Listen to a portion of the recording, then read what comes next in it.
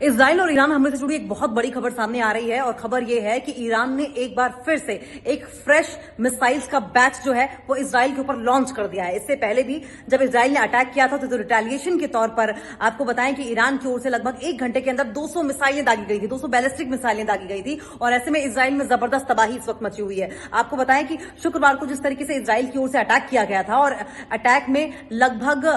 140 के करीब, लगभग 140 से 200 के बीच में जो